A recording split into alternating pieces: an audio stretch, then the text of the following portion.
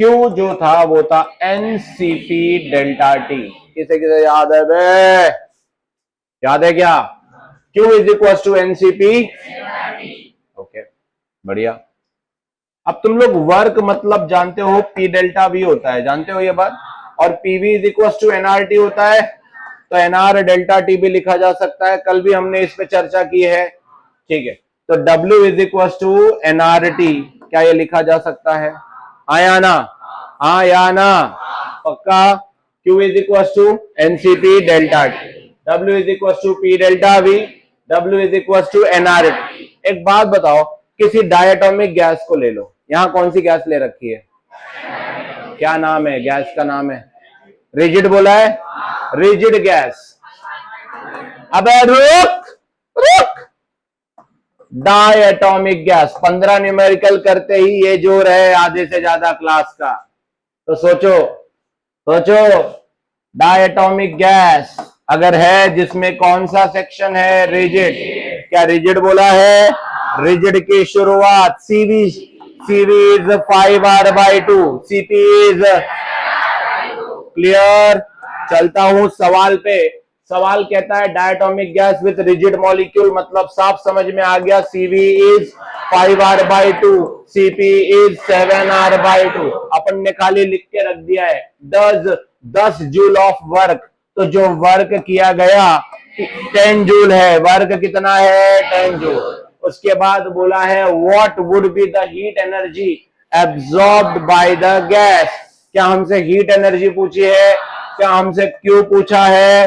Q की value होती है एनसीपी डेल्टा टी। अरे हाँ ना बोल, हाँ ना बोल। देख आगे सुन मेरी बात को, एनसीपी की वैल्यू उठा 7r/2 डेल्टा टी। क्या ये सुन, ये एन बोल आर, डब्ल्यू क्या है? डब्ल्यू के जगह लिखते हैं पी डेल्टा वी 10 जूल, और पी डेल्टा वी के जगह लिखते हैं इज इक्वल टू 10 जूल। तो दोस्तों 7/2 को अलग करो, 7/2 अलग हो गया, एनआर डेल्टा टी जिसकी वैल्यू है 10 जूल, ये आ गया तेरे पास 7/2 इंटू 10। बोल कितना? बोल, नहीं समझा? ये किसकी वैल्यू है? क्यू। हमें क्या फाइंड करना था? क्यू। कैसे किया समझा? थोड़ा सा समझा? पक्का समझा? वापस देख एक बार, बस सॉल्व कर दिया हमने फटाफट। अब हम उसको एक बार फिर से देखेंगे। इस सवाल में diatomic gas with rigid molecule दिया है, जैसे ही बोला जाए सीवी और सीपी की वैल्यू छाप दो। सीवी बोलो 5r/2, सीपी बोलो, ये दिमाग में आ जाना चाहिए। वर्क डन 10 जूल बोल दिया है, तो W होता है P डेल्टा V, जो कि होता है NR डेल्टा T, और वो कितना दिया हुआ है? कोई शक? अब बोला है what would be the heat energy absorb. Q का फॉर्मूला होता है NCP। अरे हाँ, ये हो गया। देख, N की जगह NCP की जगह बता 7r/2 डेल्टा, क्या ये NR डेल्टा T है? NR डेल्टा T बाहर कर, 7/2 NR डेल्टा T। पता NR डेल्टा T के जगह पे बोल, तो Q is equal to 7/2 into 10, और ये आ गया आंसर 35 जूल। चमका क्या? छाप जल्दी, ध्यान से देख। What is the order of energy बोला गया? ऑर्डर ऑफ एनर्जी का मतलब होता है 10 का पावर। ऑर्डर ऑफ मैग्नीट्यूड सुना है आप लोगों ने? बस वही बात हो रही है, ऑर्डर ऑफ एनर्जी 10 का पावर बोला है। तो देखते हैं यहाँ पे प्रेशर का पावर 10⁴ है क्या? बस आंसर भी वही है। समझ में आ रही बात? आप समझ गए आप मेरी बात? बहुत ही ज्यादा सिंपल होता है ये सवाल, लेकिन अब करना कैसे, हम करेंगे कैसे? तो पीवी इज एनआरटी, है ना, राइट। मोनो एटॉमिक गैस बोला है, तो जो इंटरनल एनर्जी होगी वो 3/2 एनआरटी, मतलब वो 3/2 एनआरटी होगी। आप अपने थियरी जाके रीड कर लो, केटीजी में दिया है। तो अब बस अपने को एनआरटी फाइंड करना है। तो अब एनआरटी कैसे आ जाएगा? प्रेशर दिया है मेरे ख्याल से कुछ 4 इंटू 10⁴ इंटू वॉल्यूम भी समथिंग 8 दिया है। कितना दिया है? अच्छा, डेंसिटी दिया है, तो क्या आप वॉल्यूम निकाल सकते हैं? कैसे निकालेंगे? ठीक है, करके देखो। और मास कितना है? 2 kg। है ना। तो अब अपने को क्या चाहिए, वॉल्यूम। ये क्या दिया अपने को, डेंसिटी। मैं पहले वो निकाल देता हूं, निकाल दो। चलो पहले अपने को वॉल्यूम चाहिए, तो density is equal to mass upon volume. Volume गया इधर, is equal to mass upon, बेटा मास कितना है 2, डेंसिटी कितना है 8, 1 जा 4 जा, तो क्या 1/4 आ गया। वॉल्यूम कितना आ गया बोल, कितना आ गया। अब तेरे पास एक बार वॉल्यूम 1/4 आ गया, प्रेशर इंटू वॉल्यूम, प्रेशर है कुछ तो भी 4 इंटू वॉल्यूम, बता मुझे, इंटू वॉल्यूम बताओ, 1/4, 4 ये कौन आ गया देख, एनआरटी की वैल्यू वहां पुट कर, U इज इक्वल टू, इधर देखो बेटा, इधर देखो, U is equal to 3/2 NRT, और एनआरटी की वैल्यू क्या पुट करूंगा मैं, 10⁴, 3/2 इंटू, आंसर मिला कि नहीं, 1.5 इंटू 10⁴। उन्होंने ऑर्डर पूछा, ऑर्डर मतलब पावर, मतलब ऑर्डर ऑफ मैग्नीट्यूड। क्या ये आंसर सवाल पढ़ते ही सॉल्व हो रहा था।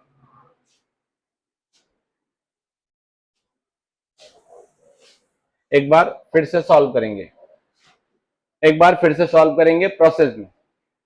चलिए देखिए, 2 kg मोनो एटॉमिक गैस बोला है, कौन सा गैस बोला है भाई, प्रेशर दे रखा है अपने को, ठीक है, और हमसे बोला है what is the order of energy. पहली बात यहाँ पे डेंसिटी है और यहाँ पे मास है, इससे वॉल्यूम निकाल लो। वॉल्यूम बोलो, वॉल्यूम बोलो, 2/8 आ गया, मास अपॉन डेंसिटी आ गया, आया गया, तो 2/8 किया तो वॉल्यूम कितना आ गया, चल ठीक है, वॉल्यूम हो गया। प्रेशर दे रखा है अपने को बेटा, पीवी इज इक्वल टू, बहुत सुंदर, प्रेशर की वैल्यू बताओ मुझे वहां से, 4 इंटू 10⁻, इंटू वॉल्यूम बोलो, 1/1 इज इक्वल टू क्या, हाँ एनआरटी की वैल्यू अपने को मिल गई 10⁻। यही ऑर्डर भी होना चाहिए, फिर वो सवाल देख के तुमको समझ में आ गया था, ऑर्डर मतलब 10 का पावर पूछा है, ठीक है। एनर्जी, यू की वैल्यू मोनो एटॉमिक के लिए क्या हो जाएगी, 3/2, 3/2, 3/2, बढ़िया, तो ये हो गया 3/2 इंटू एनआरटी, एनआरटी की वैल्यू 10⁻⁴। तो ऑर्डर क्या है भाई, 10⁻⁴। देखिए सब लोग देखिए, 15 ग्राम मास ऑफ नाइट्रोजन, तो आप तुरंत नाइट्रोजन का मास लिख लो, कितना दिया हुआ है बोलो, 15 ग्राम, तो अब उसका मोलार मास भी लिख लो, साक्षी मोलार मास भी लिख लो, N2, N2 क्या होता है, N इंटू 2, 14 इंटू 2, कितना हो गया भाई, 28 ग्राम हो गया।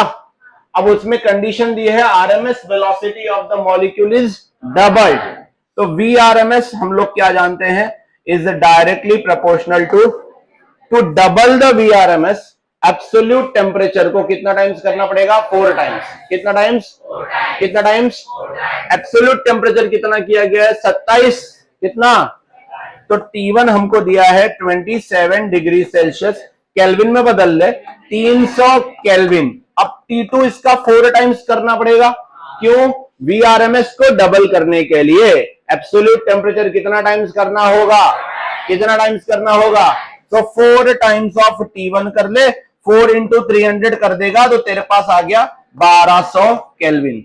मतलब डेल्टा टी कितना आ गया भाई तेरे पास, 1200 माइनस 300, कितना आ गया, हाँ वेसल एनक्लोज्ड है, गैस एनक्लोज्ड है, कंटेनर बंद है, कंटेनर बंद है, वॉल्यूम एक्सपांशन के कोई चांसेस, भाई टेम्परेचर बढ़ाने से एक्सपांशन ही होने वाला है, 4 टाइम्स करना है, चांसेस नहीं है, वेसल बंद है, तो Q is equal to formula लग जाएगा NCV, specific heat at constant volume.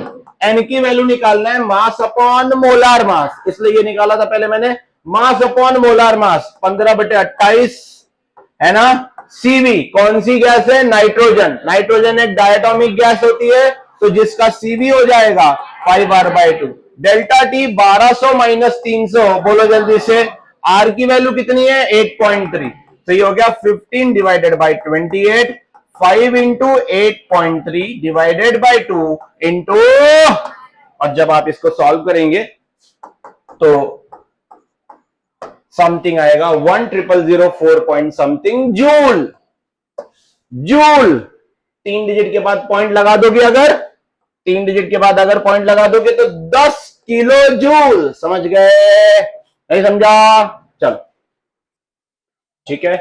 तो मेयर्स रिलेशन क्या कहता है भाई, Mayer's relation Cp minus Cv is equal to R। आप इसको मोलार मास के टर्म्स के लिए R बाय M। कौन से दो गैसेज है, सब लोग जवाब दो। यहां दिया है, एक दिया है हाइड्रोजन और नाइट्रोजन, ठीक है। तो फॉर हाइड्रोजन ले रहा हूं मैं, Cp minus Cv is equal to R by M ले लो। Cp minus Cv is equal to R by M, R by 2 किसके लिए बोल रहा हूं मैं, हाइड्रोजन के लिए। H इंटू 2, 1 इंटू 2 कितना हो जाएगा, 2 होगा। और यही क्या है, A बोला है ना उन्होंने, Cp minus Cv is equal to A। अब नाइट्रोजन के लिए बताओ, बोलो भाई जल्दी से, जल्दी बोलो। ये हाइड्रोजन के लिए हुआ, अब नाइट्रोजन के लिए बताओ। Cp minus Cv is equal to again R by M, मतलब R बाय 28, क्यों 14 इंटू 2, नाइट्रोजन भी डायटोमिक है, N इंटू 2, N की वैल्यू 14, 14 इंटू 2 28, और इसको उन्होंने क्या बोला है, B, ठीक है। क्या मैं A बाय B कर सकता हूं? अगर मैं A बाय B करता हूं तो दिस बाय दिस हो जाएगा, ये हो जाएगा A upon B is equal to R by 2 upon, can you solve this? इसकी जो वैल्यू कैलकुलेशन के बाद आएगी वो आएगी 14। सो A बाय B की वैल्यू कितनी आई, 14, तो A इज इक्वल टू, यही आंसर है। अगर आपसे मिक्सचर की बात कर रहा है, मिक्सचर ऑफ गैसेस, ध्यान से सुनो, और उसने कह दिया है कि दो गैसेस को मिक्स कर दिया, तो किसी एक गैस के कुछ नंबर ऑफ मोल को मिक्स किया हो, वैसे दूसरे गैस के कुछ को मिक्स किया हो, 2 मोल 3 मोल व्हाटएवर, तो जिनका भी मिक्सिंग हुआ है वो मोनो डाई ऐसे अलग अलग हो सकते हैं। और स्पेसिफिक हीट एट, अगर क्या बोला है, कांस्टेंट वॉल्यूम, मतलब ये कंडीशन पे बोला है। तो आप मुझे बताओ फॉर्मूला क्या लगाओगे, दो गैसेस की बात हो रही है तो N1 CV1 dt है ना, dt कौन बोलेगा भाई, प्लस N2 CV2, समझ गए मेरी बात को। अब इन दोनों को आपने मिक्स किया है तो भाई N1 plus N2 into CV of mixture, ये जो CV है ये CV किसका है, इंटू dt। अब देखो ये dt और इन दोनों का dt कॉमन, कैंसिल हो जाएगा, क्या बचना है तेरे पास, N1 प्लस इंटू CV, है ना, और इधर क्या बचना है, N1 CV1 प्लस, याद आ रहा होगा ये बात, ऐसे फॉर्मूला डायरेक्ट आपको उस दिन बताया था। सबसे पहले N1 प्लस N2, देख वो जो तुमको याद है वो गैमा है, मिक्सचर का स्पेसिफिक हीट का रेशियो है, ये सिर्फ किसकी बात हो रही है, कांस्टेंट वॉल्यूम। तो सीधी ये N1 प्लस N2 कहां जाएगा, मल्टीप्लीकेशन से डिवीजन। अगर बोलो यही कांस्टेंट प्रेशर का सवाल होता, specific heat at constant pressure, तो क्या यहां सीवी के जगह सीपी लेते हम लोग, क्या लेते, तो फिर मुझे सीपी की वैल्यू क्या मिलती भाई, N1 CP1 plus upon, yes, ये कांस्टेंट प्रेशर पे स्पेसिफिक हीट है। गैमा क्या होता है, सीपी बाय, तो N1 प्लस N2 क्या हो जाता है, कैंसल, और हमें क्या मिलता है, N1 CP1 प्लस, बोले जल्दी से, N2 upon N1 CV1 plus, ये हमको मिलता है। क्योंकि जब तुम ये वो अपॉन ये करोगे तो N1 प्लस N2 और N1 प्लस N2 क्या हो जाएगा, कैंसिल। क्या यही आंसर बचने वाला है हमारे पास, किसी किसी बात समझ में आ चुकी है। Specific heat at constant pressure volume है और ये एट कांस्टेंट प्रेशर है। ये तीनों चीजें ध्यान रखें। ये उस दिन हमने दो न्यूमेरिकल इस पे किए हैं, याद है आपको इस पे, हाँ, आज ये देख लो आप, अभी आपने जस्ट इस पे सॉल्व किया है। तो आप अगर सीवी का ये फॉर्मूला डायरेक्ट लगाते तो क्या डायरेक्ट आंसर आता, करके देखें हम, अब इससे डायरेक्ट करके देखें, इससे करके देखें, चलो इससे करके देखते हैं। ये फॉर्मूला देख लीजिए आप, देखा, चलो भाई साहब, 2 mole of helium gas is mixed with 3 moles of, एक है मोनोएटॉमिक हीलियम और एक है डायटॉमिक। बाद में बोला है मिक्सचर का कांस्टेंट वॉल्यूम, स्पेसिफिक हीट, सही है।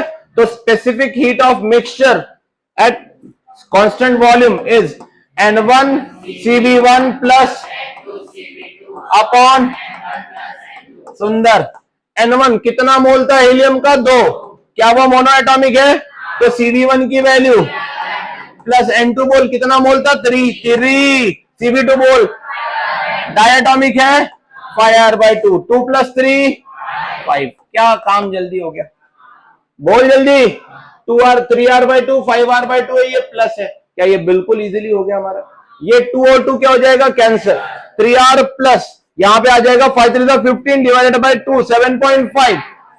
3R प्लस 7.5 10.5 साथ में R, तो